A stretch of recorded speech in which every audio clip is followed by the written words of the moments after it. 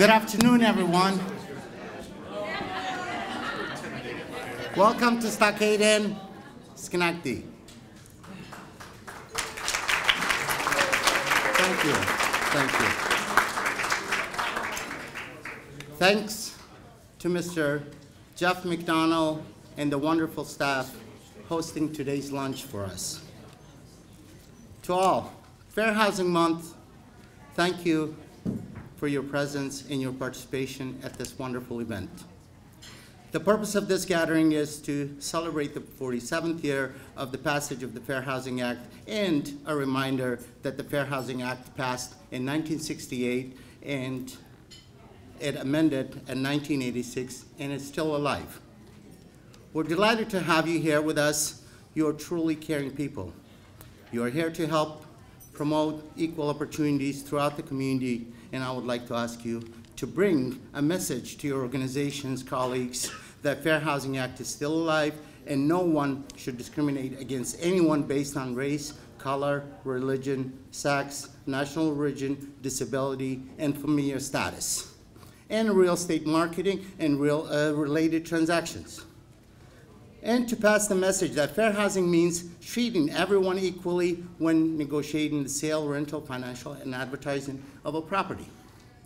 Under the New York State Fair Housing Act, race, creed, color, national origin, sex, age, disability, marital status, military status, family status, and sexual orientations are also covered. Federal and state law makes it illegal to treat individuals differently in all housing-related transactions. Private or public entities are required to follow federal, state, and local laws regarding fair housing. As you may know, during the President Lyndon B. Johnson in April 1968, Congress moved swiftly and passed the Fair Housing Act, considering that Reverend Martin Luther King Jr. had been assassinated just 1 week before.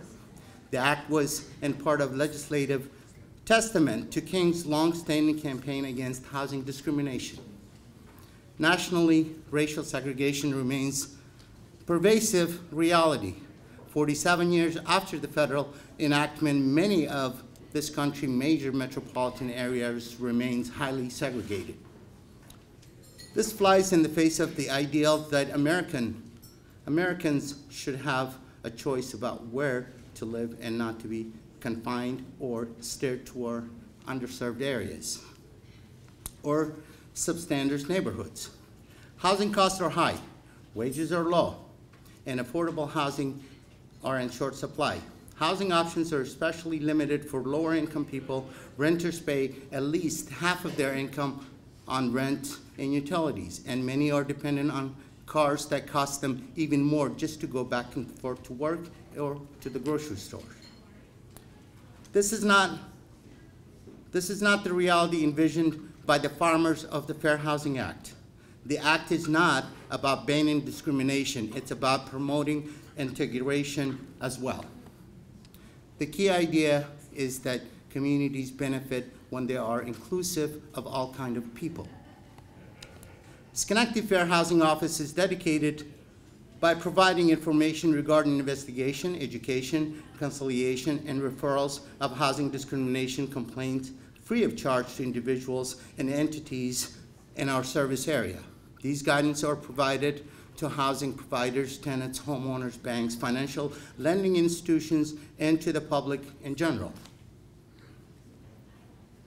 In today's event, we're going to recognize some outstanding individuals who are part of outstanding organizations and who are outstanding community members.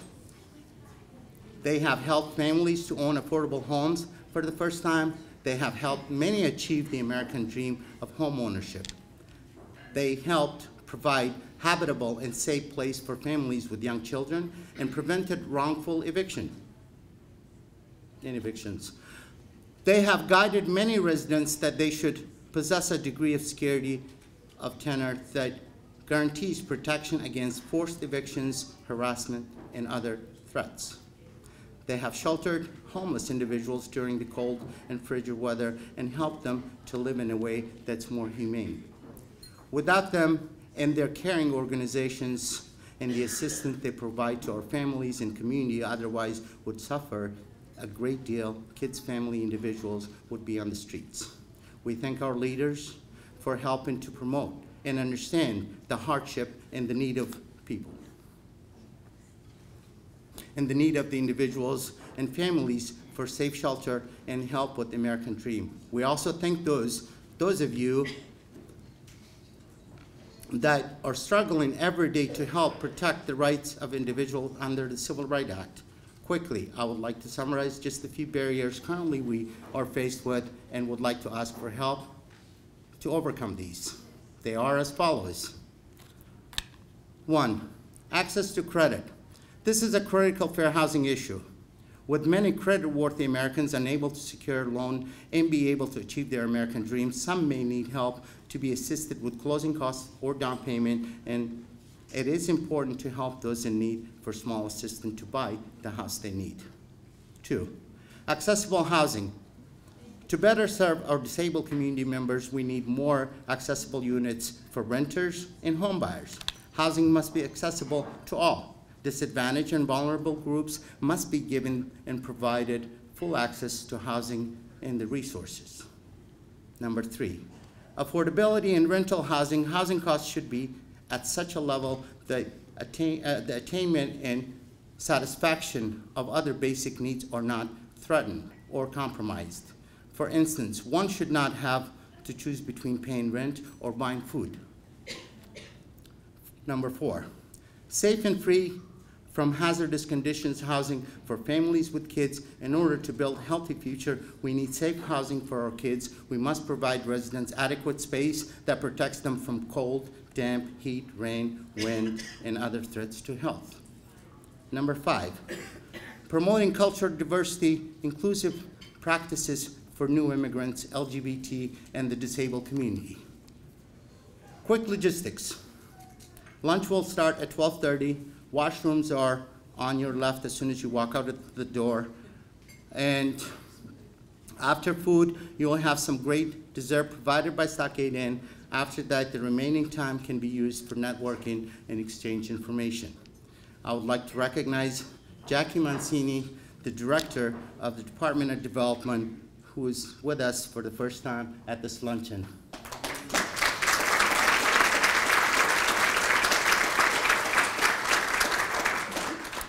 I would like to thank Linda Warner, who has helped me put this luncheon together and did all the necessary hard work. Please give a hand and applause to Linda Warner, Amy Hill, and Christine Piniano.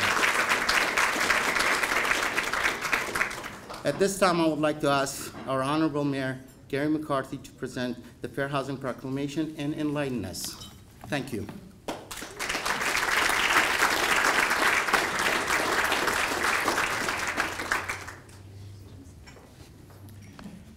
Thank you, Ahmad. I want to thank everyone for coming out this afternoon. Recognize a couple of individuals here, my colleagues at City Hall, Councilmember Lisa Perazzo, Councilmember, where's Marion Porterfield? In the back, and our distinguished Council President, Peggy King. It's really a good group of people. We work together, and I appreciate everything that everyone in this room is doing in terms of improving housing, improving the opportunity for individuals to own a home, to improve their stature in life, and that it's appropriate where we pause once a year, we do this luncheon, and recognize that, again, there are still some people who choose not to play by the rules, and discrimination does exist. And we always have to be on guard for that and look for ways to make sure that we minimize that and make sure that it does not become part of this community. I want to also recognize Karen Johnson, who's a member of the Schenectady County Legislature. Karen.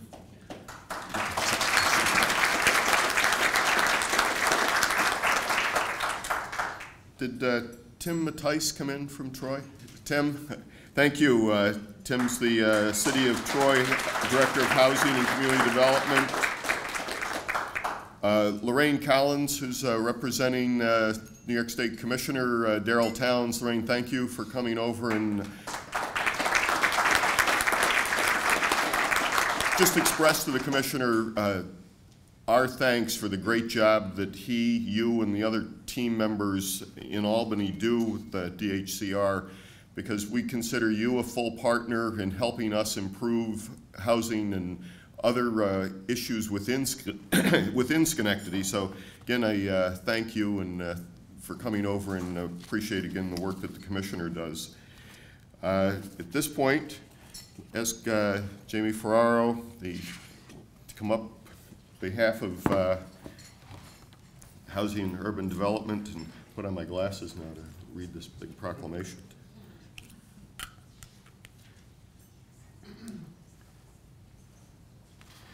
Whereas the Congress of the United States passed the Civil Rights Act of 1968, of which Title VIII declared that the law of the land would now guarantee the rights of equal housing opportunity.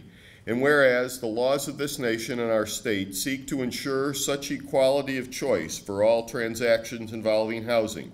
And whereas the City of Schenectady is committed to the mission and intent of Congress to provide fair and equal housing opportunities for all, regardless of race, color, national origin, religion, sex, disability, or familial status.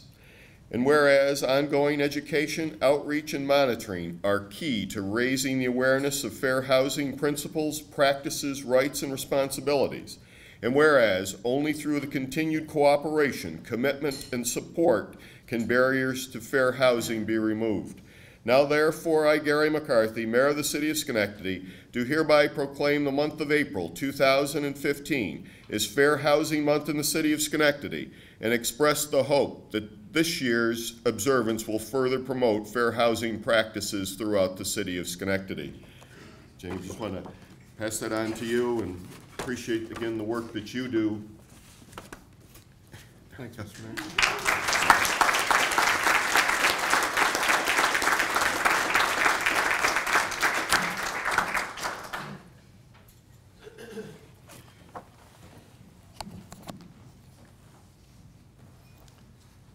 Now I have the opportunity to introduce Jamie as our principal speaker today. His words of wisdom, he's really a friend of Schenectady. He's made, you know, in the mayor's office and City Hall, you look at some of our relationships with other levels of government, and it's insulated. It's hard to deal with sometimes with people in Albany. It's hard sometimes to deal with people at the federal level. You know, Commissioner Towns has set a standard where it is an open door policy. It is a responsive level from DHCR. And Jamie, working with HUD, has made that a seamless relationship where when we have problems, where we need help, where we have ideas, he is there. He facilitates problem solving in our community. And so I'm just proud to call you a friend, and thank you for your time and effort on behalf of the City of Schenectady.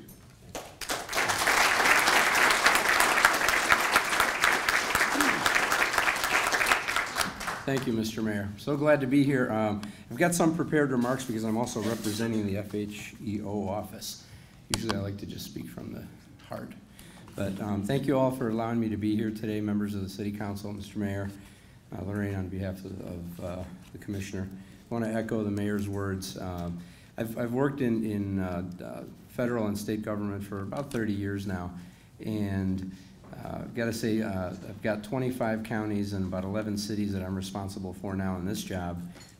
Actually, the first thing I did in this job was come here and speak at Fair Housing Month Luncheon 3 years ago, and 3 years on, here I am again as I approach the third year. And then prior to this, in the Department of Homeland Security, had New York, New Jersey, Puerto Rico, and the Virgin Islands. And it's not so much that I'm from here, been here since '86, and in Schenectady now for, oh gosh, 15, 16 years.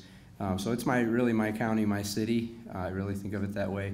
But even among the great partners that I've been fortunate to have in my career, I feel really, truly fortunate to work with the City of Schenectady, Lorraine with Commissioner Towns, and he's really set a great example for how that partnership between municipalities and the state and the federal government should work. So it's been good for me as I sort of came into this job.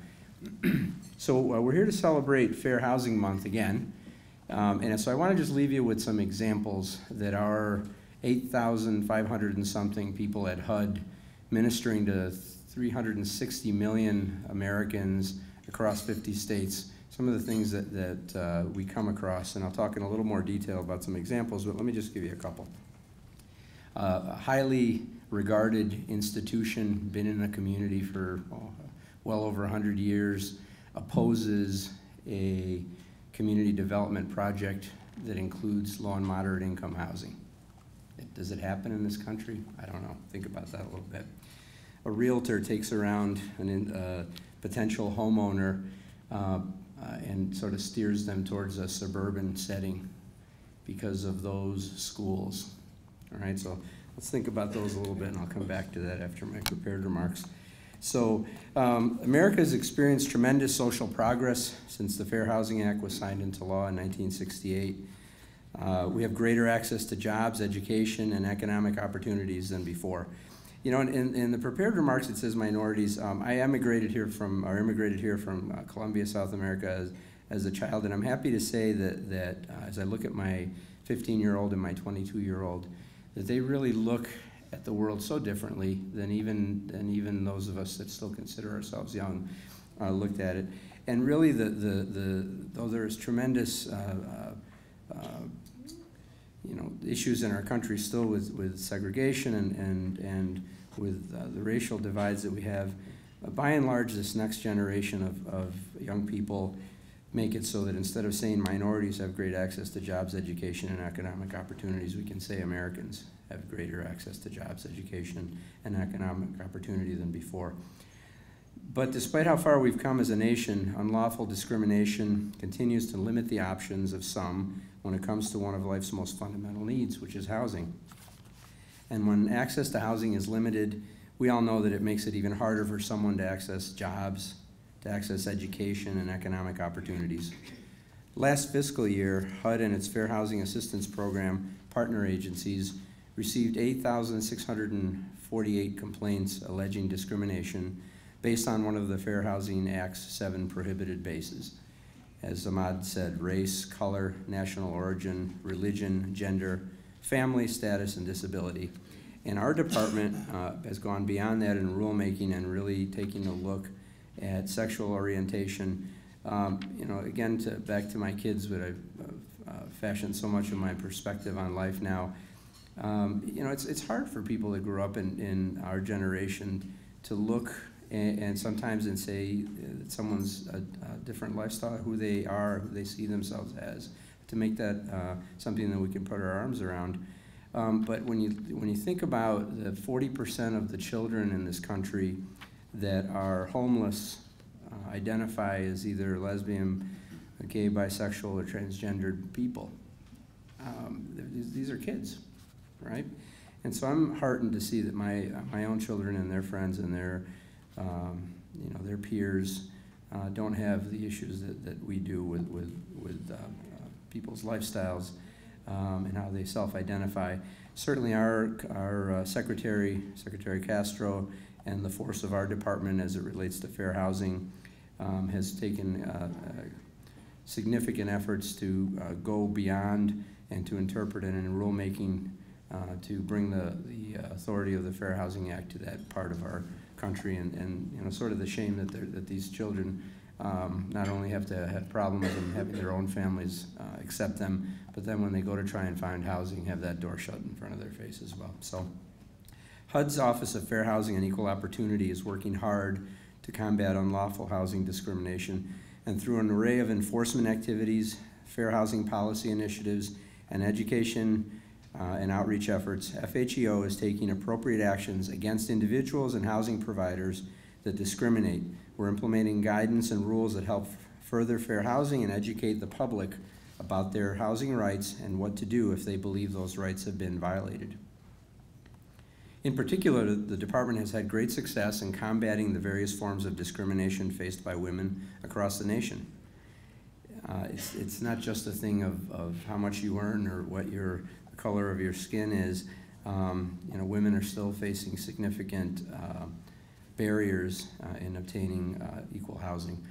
addressing lending discrimination, protecting the rights of persons with disabilities, implementing initiatives that address race discrimination, and putting new emphasis on the programs that increase job opportunities for low-income individuals and public housing residents, and contracts for the businesses that hire them. So 47 years after the Fair Housing Act was passed, the work being done by HUD is not only still relevant, it is helping to create better and stronger communities of opportunity where everyone has equal access to pursue their aspirations. So here we are in 2015. The 2015 Fair Housing Month theme is Fair Housing, It's Your Right, So Use It, which reflects FHEO's renewed commitment to educating the public about their fair housing rights and emphasizes how important it is that every person take action whenever they believe their housing rights have been violated. So do we believe that 6,400 instances are among 360 million people are the only instances of fair housing discrimination that have occurred in the last year? I don't. You can do the math. The theme is also a call to HUD staff, stakeholders, and partners to remain vigilant in addressing the blatant and subtle forms of housing discrimination that persist today. So our department's got a lot of silos, right? We're doing community development. We have funding and significant programs that we pay attention to the very important work of public housing in this country. We've got a multifamily housing operation that looks at the imbalance between home ownership and rental units at a fair market rate, rental units for low moderate income people, for the elderly, and certainly for the disabled. So we spend a lot of time on that. But as well, we have this little part called enforcement, and our ears are efficient and our reach is long with regard to the enforcement piece. And it's not one that traditionally has been particularly highlighted within the department, but in the last two secretaries' terms it has been, and under Secretary Castro's term it certainly will be. In its enforcement activities, FHEO has emphasized the investigation of cases that have had broad, significant impact and sought relief for all those who have been harmed by discriminatory practices. And while many of these complaints start out as a single complaint filed by one person that is alleging that they've been harmed by a discriminatory practice, very frequently the evidence leads FHEO to expand the investigation to obtain relief for others harmed by the same practice. In fiscal year 2014, for example, disability was the most common basis of complaints filed with HUD, being cited as a basis for 4,606 complaints, or 54% of the overall total. Disability. Race was the second and most common basis of complaints, being cited as a basis for 2,374 complaints, or 28% of the overall total. And I'm just going to skip over a number of these that Ahmad already called, but we're spending a lot of time, obviously, in taking a look at what's going on in lending. So the department spends a ton of time and money trying to make sure that the inventory of housing that's available to low and moderate income individuals in this country is better, that there's a better inventory of housing. And often that work is spent in providing that ladder from homelessness, perhaps to public housing, to assisted housing, to rental, to home ownership, or from home ownership to rental, right? Because we're sort of evolving as a department and as a country. As a majority of our citizenry moves into urban areas, maybe renting, maybe home ownership, which has always been sort of the dream, maybe isn't everyone's dream anymore. Maybe for a millennial or for a boomer, like I'm gonna, like when I plan to retire one of these days, maybe I want to walk somewhere and have an apartment rather than a home. But to provide those ladders of opportunity. But when we talk about lending and in fair housing, it's a young couple. And it doesn't matter that they're here and they came here from India, or that they're disabled, or that the wife is carrying a baby, or is just off of maternity leave. They should be able to access and obtain either the rental property or purchase the home that they want, based on what they're able to afford and where they want to set up their household and their family. So lending is an area we spend a lot of time on. Maternity, disability, and an important area is, of course, protecting the rights of domestic violence victims. HUD is committed to ensuring that survivors of domestic violence don't have to live in fear of losing their homes in addition to being in fear for their lives on a daily basis. HUD is accomplishing this through using both the remedies available under the Fair Housing Act and also the Reauthorized Violence Against Women Act. So in 2013, VAWA was expanded its protection to survivors of sexual assault, in addition to the previously covered protections for survivors of domestic violence, dating, violence, and stalking. So it's just horrible to think that in some of the communities, there was a community in Norristown, Pennsylvania, that had some zoning laws that, basically it was a 3 strikes you're out. If the cops come to your house 3 times and it involves domestic anything, then the landlords had the right to put you out the door. So not only are these predominantly women having to live in an abusive situation, but then when law enforcement and the community, the people that we pay as a community to protect our rights show up, more often than not, they were being disadvantaged, and in addition to what they were suffering through, they in fact lost their housing, and their children, along with the mother, found themselves homeless. So absolutely unacceptable. Having a safe, stable home is critical to helping survivors of domestic violence start a new chapter of their lives free from violence, and our department is sincerely committed to that. We're obviously addressing national origin discrimination. Our country is evolving. There have always been immigrants have been a sort of a foundational piece in our country. I'm one myself. But with the influx of immigrants that are coming into our country now, it's an area that we're readdressing within our department and taking a really good look at. And I spoke about addressing discrimination against families with children, and that takes many forms. There's a place in Napa Valley where they put in some restrictions so that you could, they had a nice pool and everything, but children weren't allowed to swim in the pool during the day. So we fined them, and they changed their rules.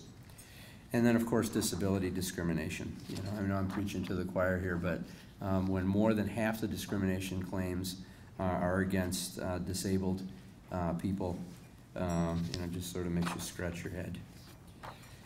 And then finally, a piece I want to talk about is Section 3 and economic opportunities. HUD is putting new energy behind its program that increases job opportunities for low-income individuals and public housing residents, and contracts for the businesses that hire them. Section 3 of the Housing and Urban Development Act of '68 requires that to the greatest extent feasible, employment and other economic opportunities generated by certain HUD financial assistance be directed to low and very low-income persons and to businesses that provide economic opportunities to these individuals. So we've made a lot of progress in that area and had some clarification in the last year. The national goal, as many of you know, was 30% of workers hired by Section 3 businesses to be low income.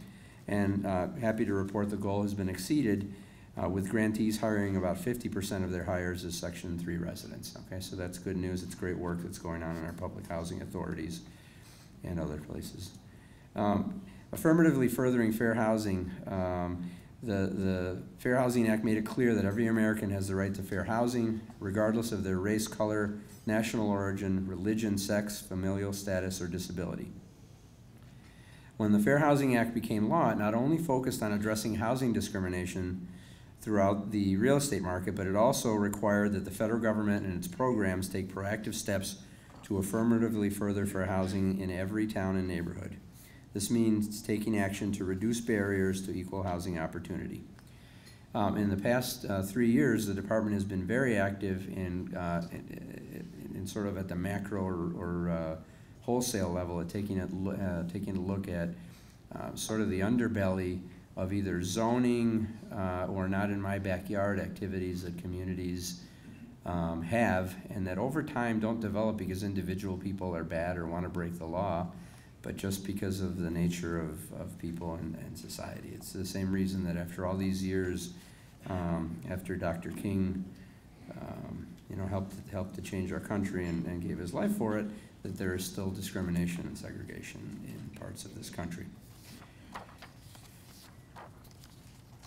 So HUD is committed to equipping the people on the ground who implement our programs with clear guidance, partnering with them to achieve better compliance and reviewing all assessments. Our latest effort is in the area of disparate impact.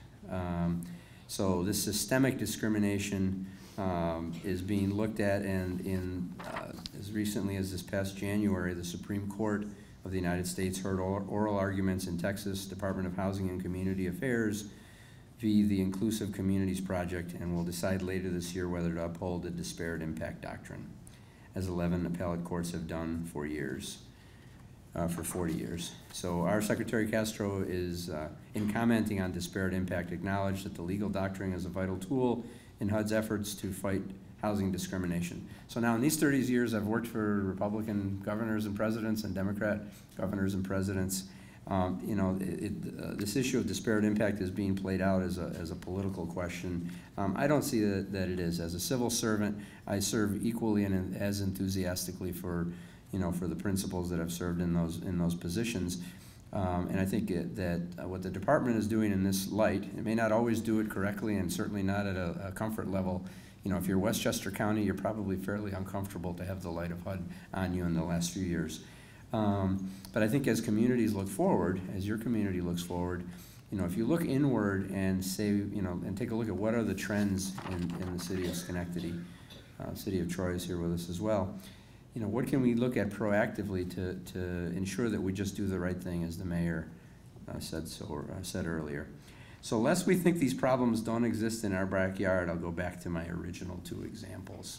And let me just tell you, those 2 examples happened here in Schenectady, New York, recently, in the last few years, okay? So the community came together to say, hey, did you really mean this? And no, we didn't really mean that, so it's all right. So our esteemed institution did the right thing. We knew they would. It was me that was taken around by, no, not one of you, a realtor to take a look at houses and said, hey, you know, you got a 15-year-old, right? I don't know. They didn't know I was the HUD guy, I guess, and I was new as the HUD guy, or I don't know, I probably would have sued him. We took a different approach. Last year when we had our summit that your city hosted, we brought in our Fair Housing Assistant Secretary, and we brought in all the realtors and the brokers, and you know, the mayor and I went out and talked to the brokers in the area, and they said, geez, no, that's not what we mean to do. So we provided some training. We collaborated with the mortgage bankers and with the realtors and said, hey, we may want to look at this. And that's 90, you know, if you have 360 million people, okay, that's a lot of the times what's going on. But it's better if you look at it yourselves, okay, in the 25 counties that I'm responsible for, in the 11 cities, that's really what I strive for, to say, hey, what's going on that's terrible in other parts of the country? What's going on here that's questionable? And what can we do together to make sure that we move the ball forward and make it so that as our kids grow, they don't scratch their heads and wonder what's wrong with us. Okay, so I really appreciate the opportunity to be here with you. Mr. Mayor, members of the City Council, I have to tell you, at the restate where I started, this is an excellent city. You have a great, I wouldn't even say a foundation, because we're doing some work in Utica, like we did with you for 18 months, and really your city is the example. I look at Schenectady as the city that has the opportunity to be the Raleigh-Durham in the north, right? There are millennial-aged people that are making a decision to stay here. You have, you know, Quirky and Transfinder and others that are staying here. You made an investment in Nano, and you know, rather than thinking about going to Florida someday, I'm thinking about how can I have a house here in Schenectady and be able to walk down and take advantage. Downtown and take advantage of some of these great things. So I appreciate the opportunity to be here. Thanks.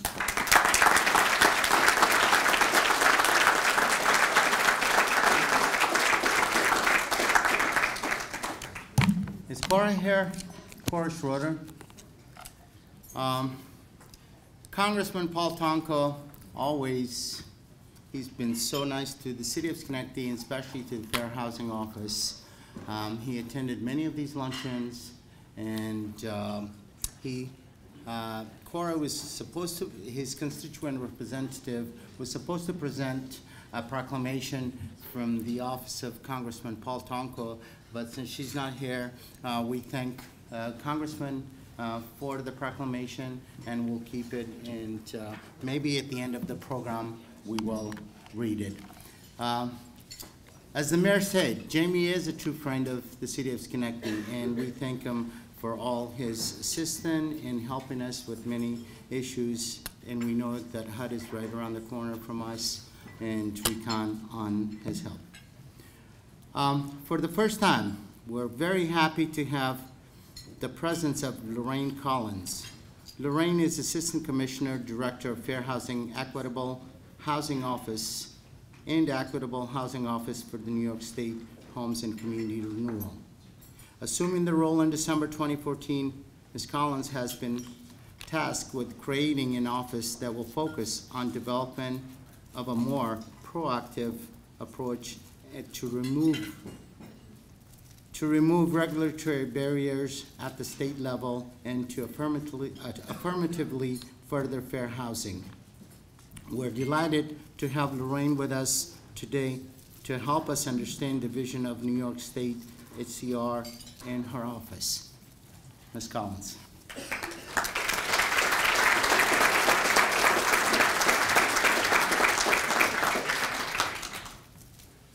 Good afternoon, everyone. Feel free to chew as I chat. I don't want you to, stomachs to start grumbling, but truly it is an honor and a pleasure to be here today on behalf of Governor Andrew Cuomo and our esteemed Commissioner Darrell Towns. Here today to celebrate Fair Housing Month with the City of Schenectady. I would like to thank Mayor McCarthy, Ahmad, and all of the city staff and partners who have come together to continue to illustrate the city's support of this very important topic. I would also like to acknowledge and thank our federal friend, Jaime Ferrero. As he had mentioned during his remarks, it really is HUD who's making or establishing the leadership in terms of where our nation is going on this topic. Under Secretary Donovan and now Secretary Castro, they're really setting the bar at the national level, and it's really behooving state government and local government to jump on board and be just as excited about making sure that we have equity throughout communities across our nation. I'm very excited to share with you how New York State Homes and Community Renewal is also illustrating its support and commitment to fair and equitable housing. This past winter, Commissioner Towns created HCR's Fair and Equitable Housing Office.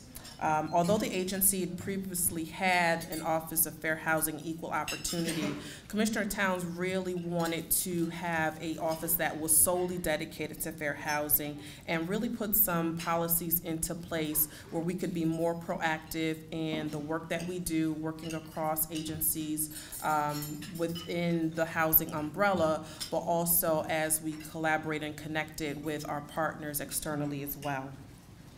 My office focuses on the development of a more proactive approach to removing regulatory barriers at the state level and to affirmatively further fair housing. We are looking at how the agency's public investments affect the larger housing market and are working to strengthen relationships both internally amongst agency staff as well as engage our partners to ensure affordable housing is available in all areas of the state.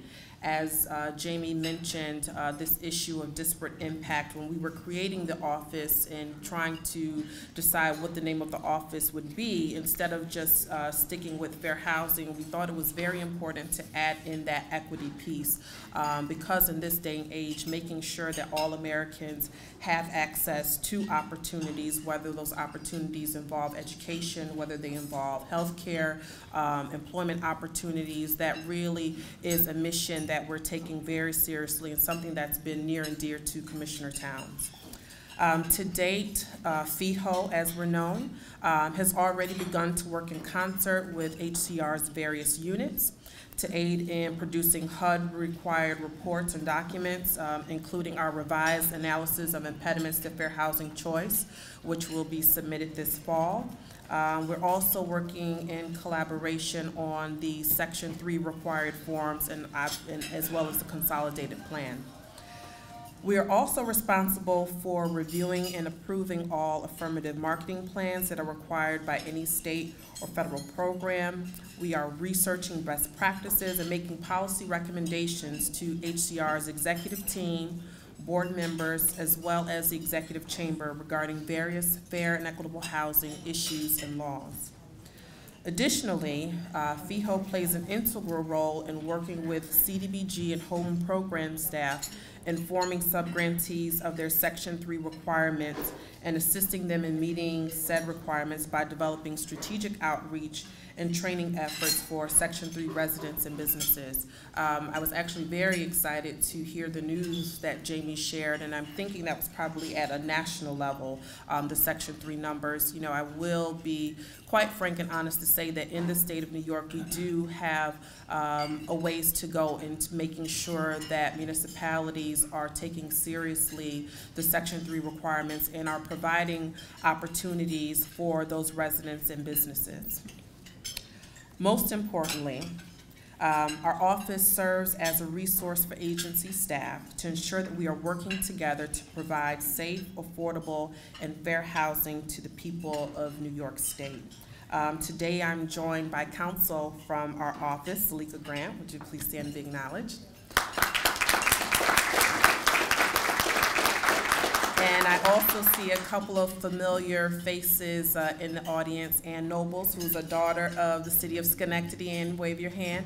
And Sherry Eccles I saw as well from our Office of Finance and Development. In closing, I look forward to developing a working relationship with the city of Schenectady, other municipalities, as well as private and not-for-profit organizations here in the Capital District, those who are truly dedicated to eliminating housing and lending discrimination in the state of New York. Thank you again, Mayor McCarthy and Ahmad, for the invitation, and in celebration of the millennial generation, again, that Jamie made reference to in his remarks, hashtag Fair Housing Matters.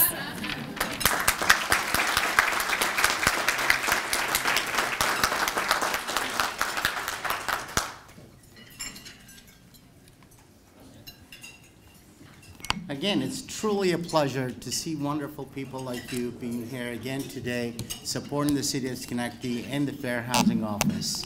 We're very delighted. And thank you, Ms. Collins, for the great remarks. Schenectady Municipal Housing Authority is the city of Schenectady's biggest rental property owner. That means it's the biggest landlord. We would like to thank the Executive Director, Richard Hominick, and his staff by providing decent, safe, and affordable housing to many of the city renters who otherwise would not be able to find appropriate living shelter if it was not for the Schenectady Municipal Housing Authority. Mr. Hominick.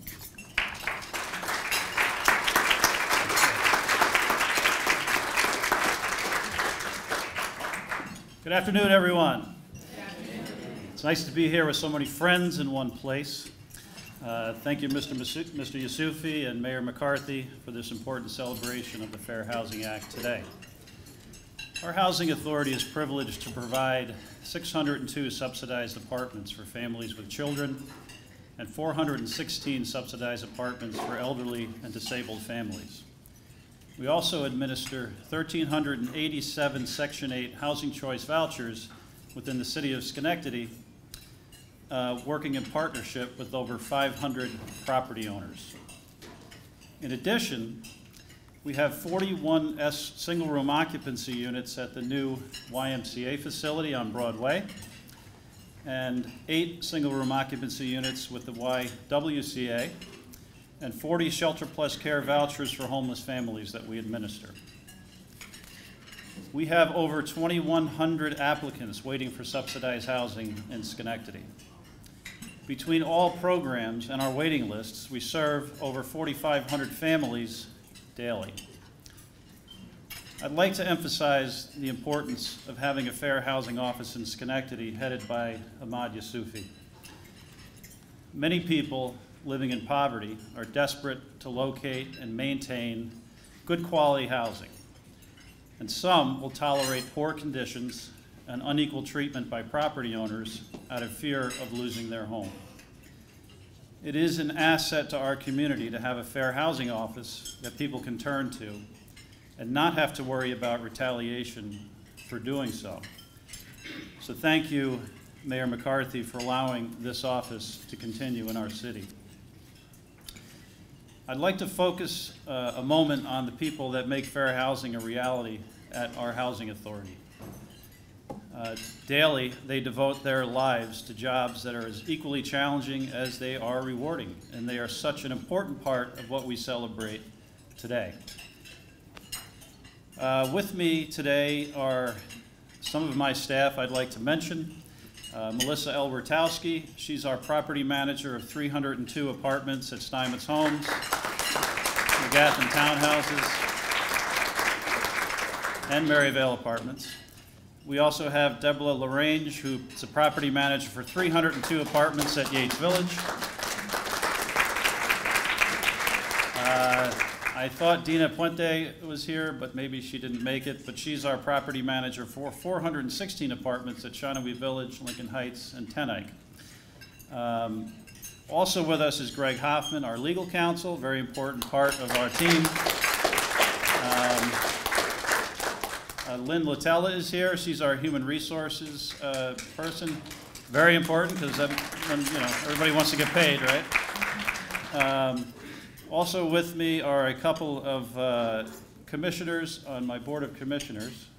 Marva Isaacs, right up here in front. And Denise Clark is sitting back there also. Denise, hello. Denise and Marva do a great job keeping me in line, let me tell you.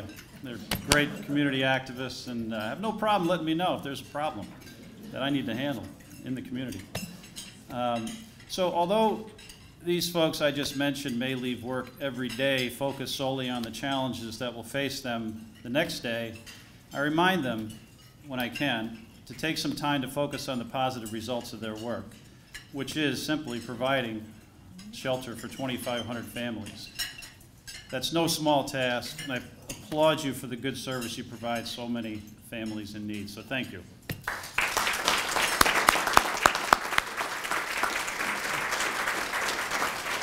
In addition, the Housing Authority works with numerous Schenectady agencies, including, I'll mention a few of our long-standing relationships, the Legal Aid Society, Schenectady Community Action Program, Human Rights Commission, Bethesda House, of course the Fair Housing Office, Schenectady Inner City Ministry, the YMCA, the Boys and Girls Clubs, the YWCA, the school district, and Better Neighborhoods. I know there's a lot more, but those come to mind immediately as some long-term partners that we've had working on the same side of the table and sometimes on opposing sides of the table to solve problems.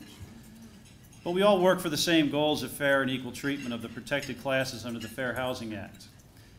Fair housing is our responsibility today as much as it was the people's responsibility in 1968, immediately after President Lyndon Johnson signed the Fair Housing Act into law. But despite the Fair Housing Act, protected classes still experience outright discrimination. Ethnic and racial minorities are impacted the most by housing discrimination, but recent studies are showing a growing trend toward discrimination in the housing market against those who identify themselves as gay, lesbian, or transgender. Same-sex couples are often given higher rental rates and less encouragement to rent, which are both examples of what I consider housing discrimination. These are new challenges that perhaps we didn't face when the Fair Housing Act was made into law, but there will be and continue to be new challenges that we must face collectively. So our collective mission is to keep fighting for the people who are victims of housing discrimination. We are all on the front line of assuring the protections that have been put in place are upheld and enforced. I look forward to continuing our work together on this critical mission. Thank you very much.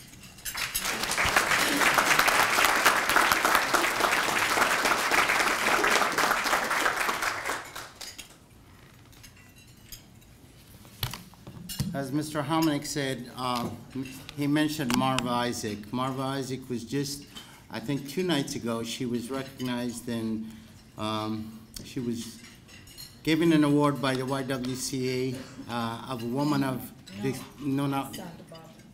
from Angela, Santa Barbara. The Assemblyman of Santa Barbara has awarded Marva by giving her the Woman of Distinction Award. So congratulations, Marva, and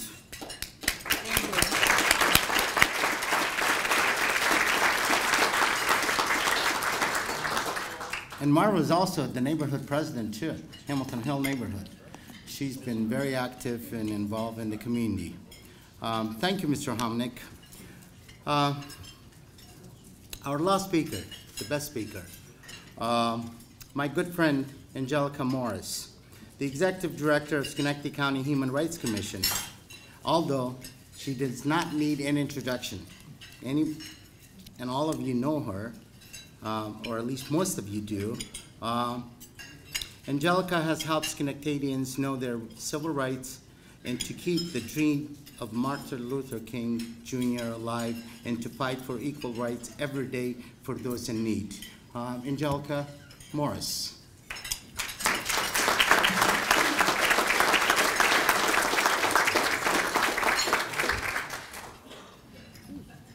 Good afternoon.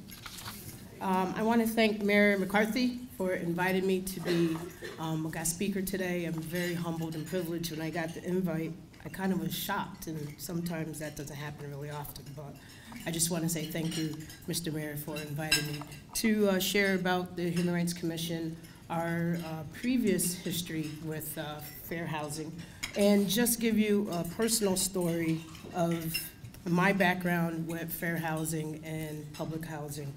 Secondly, I want to thank Ahmad for doing all that he has done with the Fair Housing Program since I was a former staffer in City Hall, and we've been friends since that time.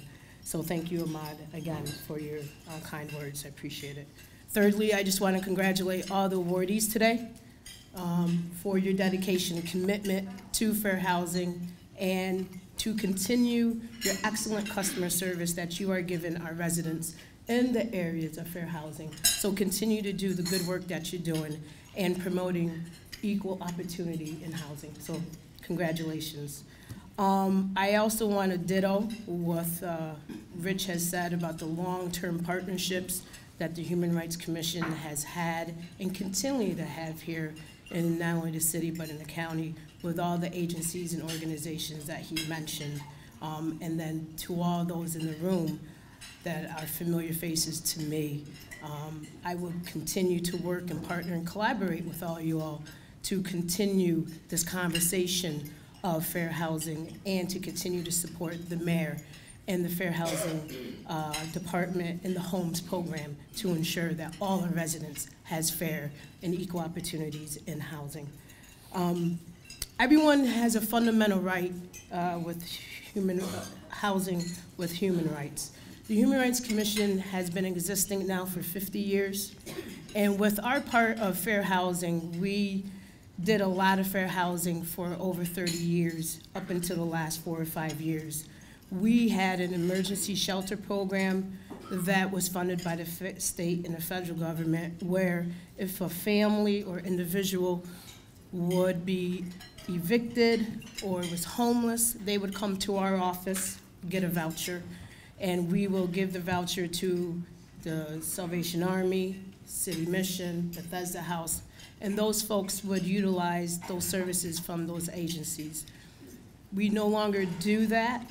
However, we still has the partnership with the Fair Housing Program regarding security deposit and also landlord and tenant issues. I get continuous calls currently from folks who explains and complains to me about their landlord issues or tenant issues, security deposit issues. I listen to them, I hear them, because people just want to be heard, they want to be appreciated, and they just want to know that somebody at least will address their issue. So what I do is I field those calls, and then I give those calls to Ahmad and his team, and then they do what they do. So we continue to have a good relationship within fair housing here in Schenectady County and with the city, and with all the local agencies that is represented here, that you do that. So I just want to say that this is a fundamental human right to housing, which ensures access to safe, secure, and affordable homes with freedom from forced eviction. And it is the government's obligation to guarantee that everyone can exercise this right to live in security, peace, and dignity.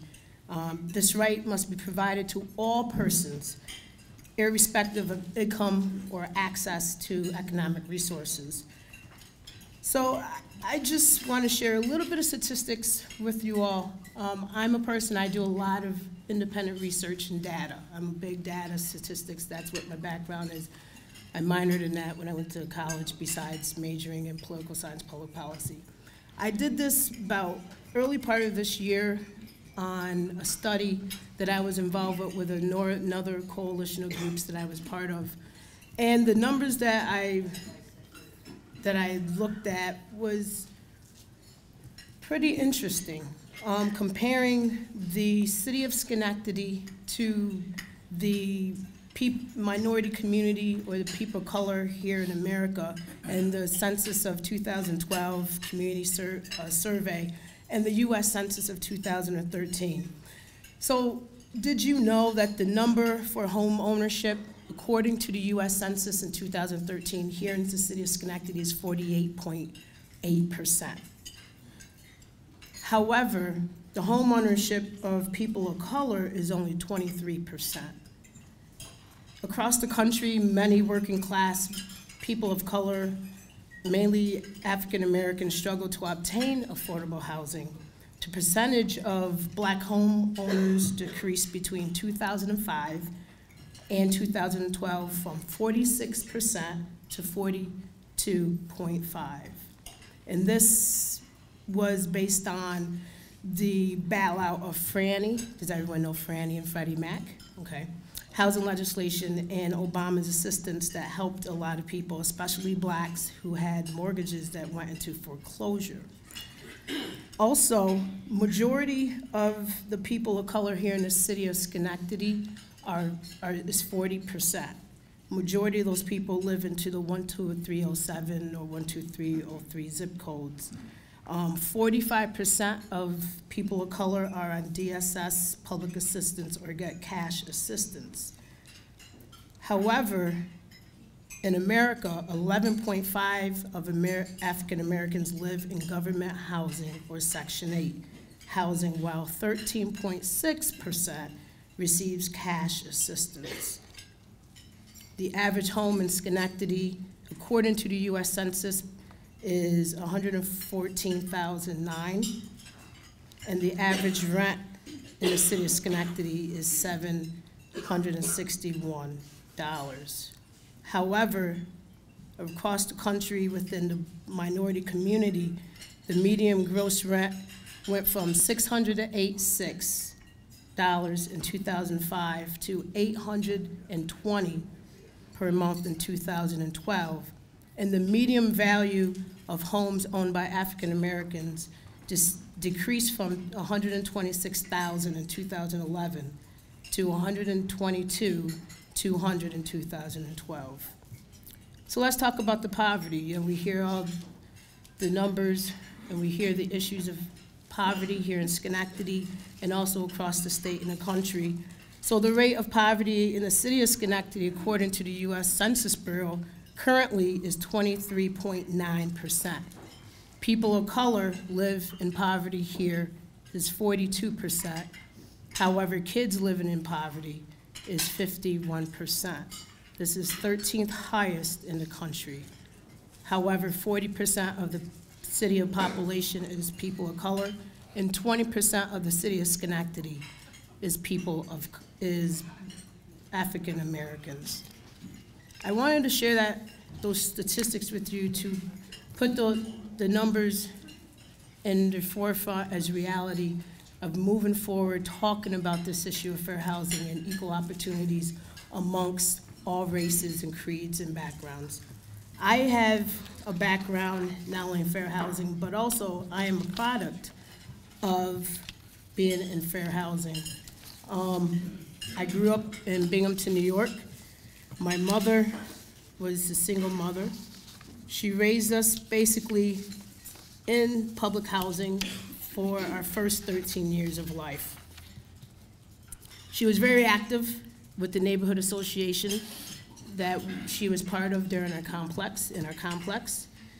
She was part of the municipal housing board. She was very active in the community and politically. However, she taught us the importance of having a decent living, but also not only a decent living, but decent housing and home ownership. It's not about where you live that makes you who you are. It's about the character and integrity of who you are. And so she taught us about the spirit of excellence. Everything you do in the spirit of excellence. Do the best with what you have. Take care of what you have besides of the small things. Until that time, we lived in fair housing. We moved out of fair housing. We moved out of public housing. And we bought a home.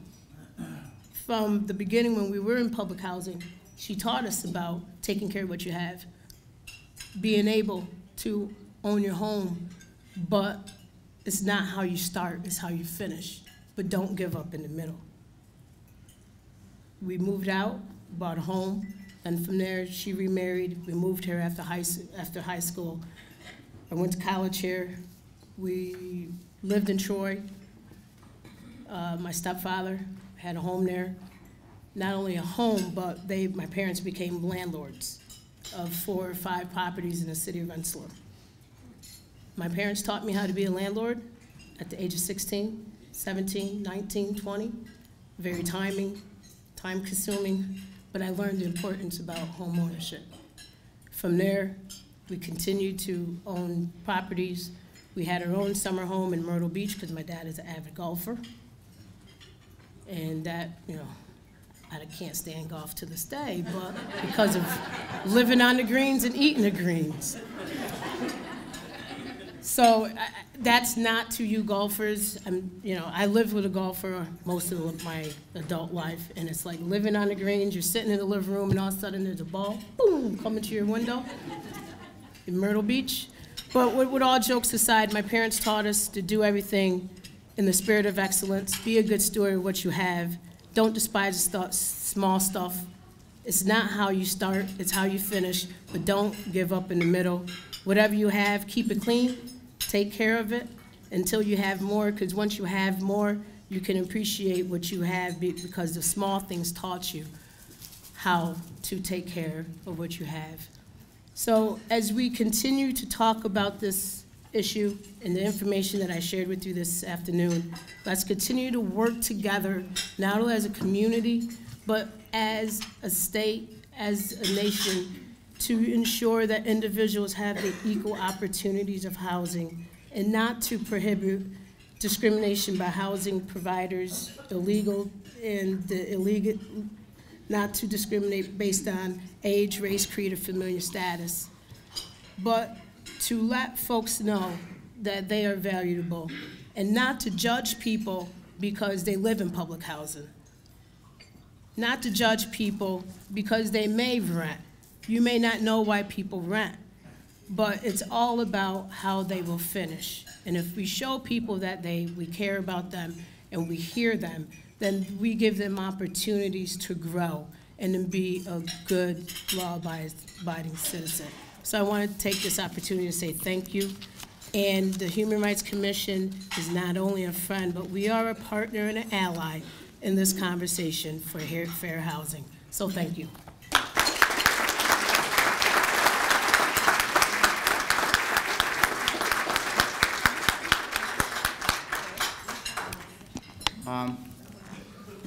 Kindly would like to ask Mr. Mayor to present some of the awards to our distinguished award winners. And we will start with the Fair Housing Award for Donna Gonzalez.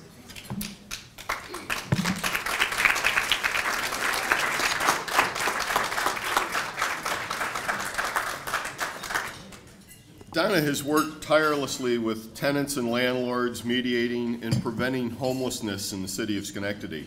Her daily work has helped find shelter for many individuals and families that otherwise would be homeless. Donna has been employed by the Schenectady Community Action Program for nearly 15 years, and during her tenure at SCAP, Donna has continually demonstrated her commitment and dedication to serving the community. She's worked tirelessly to improve and expand upon SCAP services, contributing greatly to the agency's standing in our community, and has also created a role as an innovator and leader. Additionally, Donna is a legend among her colleagues. She is most known for her homelessness prevention program, which she helped develop and refine over the past decade.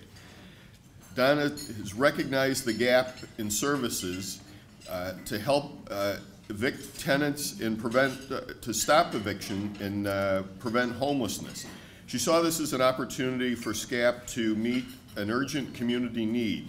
Even though there was no funding available, Donna met the challenge by offering mediation between landlords and tenants, and thereby helping tenants prevent potential homelessness and landlords avoiding the loss of rental income. She's also provided education on how to conduct legal evictions and the rights and responsibility of tenants and landlords in housing code regulations. And Donna, you are really a great asset for this community, and we're so proud to be able to present this to you today. Thank you.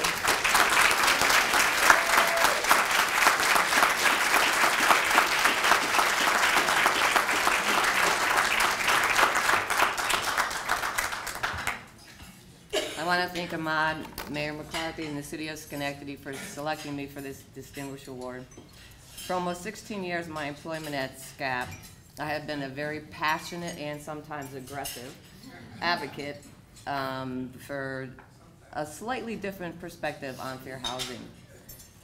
Mine is landlord-tenant issues. I was very fortunate enough to start my little passionate career as a court advocate through Schenectady City Court.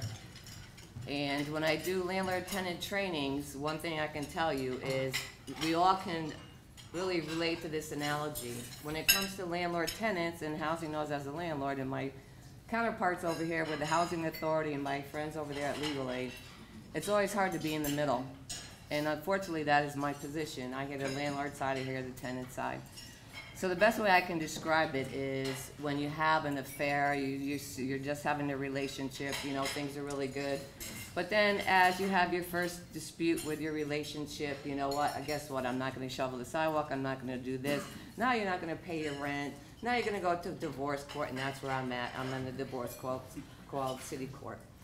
I was very fortunate enough through my work there to now work in Schenectady Code Court, and through the assistance of code enforcement, and thanking Eric and his department for helping me, work with landlords. So safe, decent, and affordable housing has always been a very, very big goal for me. I think it's a very important goal. It's always fluctuating, and it's still going to be something that I strive for, and I think the city of Schenectady is definitely on the right task. I would like to take a moment to tell you my newest endeavor. On March 6th at 8:30, I was going to court to work with the Schenectady Housing Authority because that was our court date.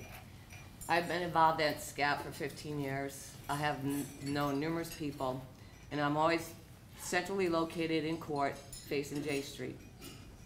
On that day, I saw devastation called 100, 102, 104 J Street. Since that time, I have been working with helping these tenants.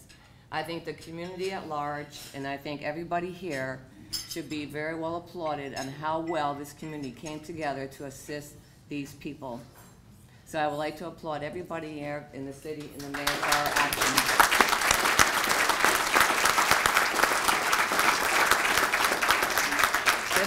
This is a task that I'm still currently working on, and I would like to thank everybody for this award, because the award does not come just to me, it comes to everybody.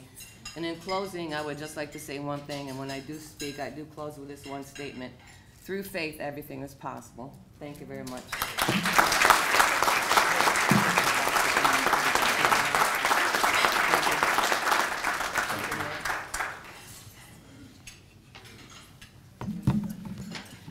Could Ed August come up? Okay. I'll bring it to you, Ed. Ed, you know, has spent many years at BNI, and he has been such a tremendous asset to the community. He's made such a difference in so many people's lives, improving the quality of housing in our neighborhoods. And so today I'm proud to present to him the key to the city. And the City of Schenectady recognizes and thanks you for your years, the 29 years of service of, let me put my glasses on.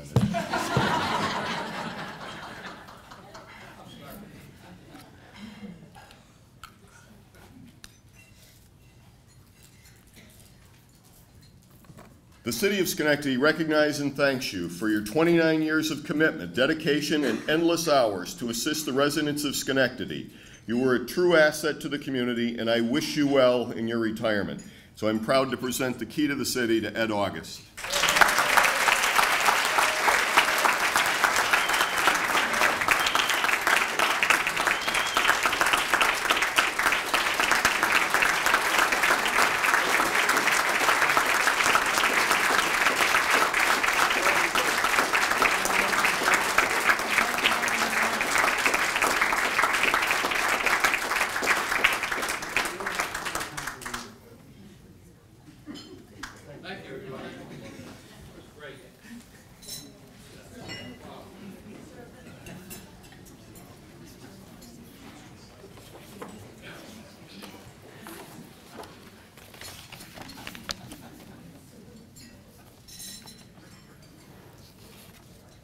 Could Kim Marie Shepard come up from the...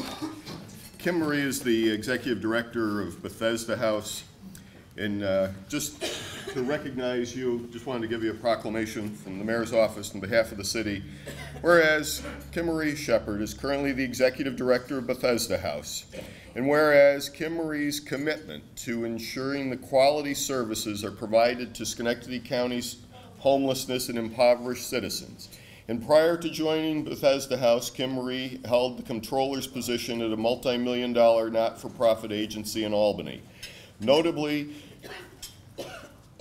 is her substantial experience in finance and administration, developing innovative resolutions and projects, and advancing the agency's programs. And whereas Kim Marie is maintaining the integrity of the agency's mission, balancing the agency's financial status, and being a strong community partner is hallmark of her leadership. And whereas Kim Marie's greatest strengths are creativity, drive, leadership, and foresight, and Kim Marie thrives on challenge, and particularly those that expand the agency's reach to end homelessness. And whereas Kim Marie's forward-thinking and can-do philosophy has made Bethesda House the agency the community turns to for its hardest to serve. Kim Marie has expanded the service and continues to lead the agency in a direction that meets the challenging needs of Bethesda House population. And now, therefore, I, Gary McCarthy, Mayor of the City of Schenectady, do hereby proclaim April 29th, 2015 as Kim Marie Shepard Day in the City of Schenectady, and thank her for her service to the city, the homeless, making their lives better.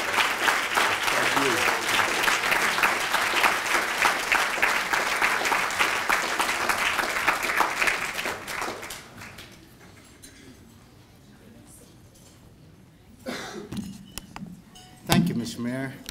And again, this concludes our program for today, but still you have time to network and exchange information, and you have another year to work hard for those that need your assistance and help.